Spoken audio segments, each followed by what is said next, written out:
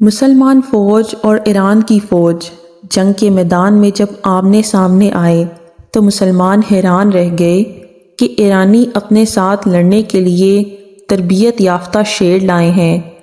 ان کے اشارے کے ساتھ شیر بھاگتا ہے اور گرجتا ہے۔ مسلمانوں کی فوج میں سے ایک دل والا بہادر آدمی نکلا۔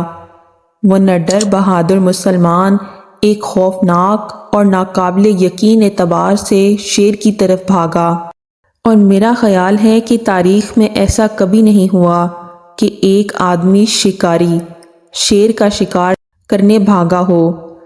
دونوں فوجیں حیرت سے دیکھنے لگیں۔ آدمی چاہے کتنا ہی مضبوط کیوں نہ ہو، شیر کا سامنا کیسے کر سکتا ہے؟ وہ بہادر ہوا کی طرح شیر کی طرف اڑ کر گیا۔ اس بہادر کے سینے میں کامل مسلمان کا ایمان اور ہمت تھی، جو خدا کے سوا کسی سے نہیں ڈرتا، بلکہ اس کا عقیدہ تھا کہ شیر ہی اس سے ڈرے۔ پھر اس نے اپنے شکار پر شیر کی طرح چھلانگ لگائی اور اس پر کئی وار کیے، یہاں تک کہ اس نے اسے مار ڈالا۔ ایرانیوں کے دل میں خوف پیدا ہو گیا کہ وہ ان لوگوں سے کیسے لڑیں گے جو شیروں سے نہیں ڈرتے۔ چنانچہ مسلمانوں نے انہیں جنگ کے شروع میں ہی بھگا دیا۔